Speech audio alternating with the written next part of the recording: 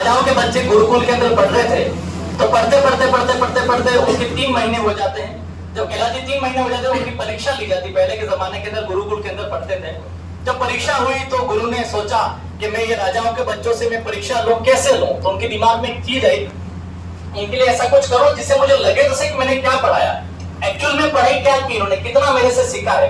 तो उन्होंने कहा कि सबको अपने अपने एक बैग दे दिए, बोला कि सुबह आप जल्दी आना और ये बैग एक एक उठाना है और आपको 10 किलोमीटर की यात्रा करके वापस मेरे तक पहुंचना है।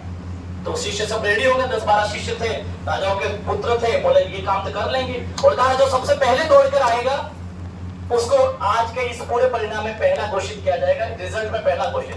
और हर इंसान, हर आदमी चाहता मैं पहला स्थान लाऊं, पहला फर्स्ट डिवीजन बनाऊं, क्योंकि पहले के रिटन एग्जाम नहीं हुआ करते थे, सिर्फ ओरली बच्चे ने कितना सीखा है, कॉमन सेंस कितना है, उसमें मैनर्स एटिकेट्स कितने हैं।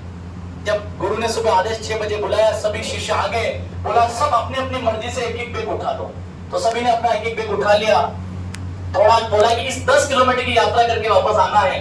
तो जब लोगों ने देखा, जो शिष्यों ने देखा, उस बैग के अंदर कुछ नुकीली चीजें थी, कुछ कंकर थे, कुछ पत्थर थे, कुछ ऐसी चीजें थी जो दूसरों को डर दे सकती है। सभी ने देखा कि हमारे पास ये पीछे जो थैला था वो लगाया, दौड़ने लगे।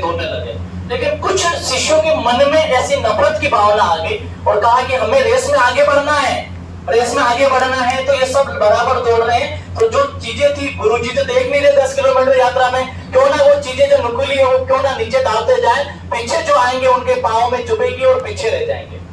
ऐसे करते करते कुछ शिष्य पीछे थे, कुछ शिष्य आगे दौड़ रहे थे, उन्होंने जाल डालना शुरू किया। जो पीछे आ रहे थे उनके पाँव में चुभ रही थी, पाँव से खून निकल रहे थे।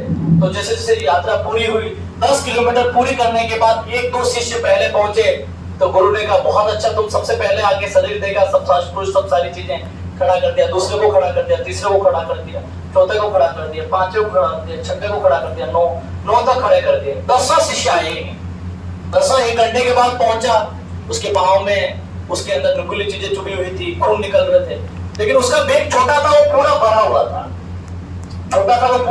था, वो शिष्य आया, नीचे गिर गया। गुरु ने कहा बेटा तेरे साथ क्या हुआ?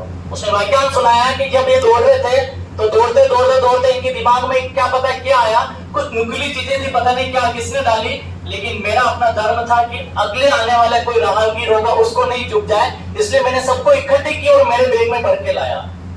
सबसे पहले वाले को पूछा तूने क्या किया? तो उसने कहा कि जब मैं दौड़ रहा था तो गुरुजी मेरे मन में थोड़ा संकोच था, कोई मेरे से आगे नहीं निकल जाए, तो मैंने मेरे जो जेब में जो चीज नुकीली चीजें वो मैंने गिरे, इसलिए तो पीछे आने वाला की चुभेगी वो धीरे दौड़ेगा। तो गुरु ने कहा यही तो गुरु का मंत्र है, सबसे लास्ट में आने वाले को सबसे फर्स्ट प्रायोरिटी दी और सबसे पहले वाले को लास्ट दी। गुरु के जीवन में सिर्फ मतलब शिक्षा नहीं होता है, गुरु ये चाहता है शिक्षा तो ले, संस्कार उससे ज्यादा ले, क्योंकि लास्ट वाले को इसलिए फर्स्ट प्रायोरिटी दी तो उसके माइंड में एथिक था कि मैं जीवन में दुखी रहा, फर्क नहीं पड़ता है, लेकिन मेरी वजह से दुनिया दुखी रहेगी तो शायद जो आप सभी को बदुआएं मिलेगी, जो कर्मास कम की हम बात करते हैं, जो लौट कर वापस आएंगे, शायद मुझे नफरत की दुनिया में नहीं ले जाए। तो यही गुरु और शिष्य की अपने आप की परंपरा होती है कि गुरु चाहे तो शिष्य को कहीं बढ़ा सकता है, चाहे तो गुरु किसी को कहीं धकेल सकता है। गुरु अपने आप में एक बहुत बड़ा स्वामी होता है, गुरु अपने आप में एक बहुत बड़ी अपने आप की एक स्वाभिमान, एक अपने आप का जमीन होता है जो बच्चों के अंदर ये सारी चीजें क्रिएट करता है। आज का गुरु पूर्णिमा का प्रोग्राम था, आप सभी ने रखा, और मैं हमेशा एक ऐसा गुरु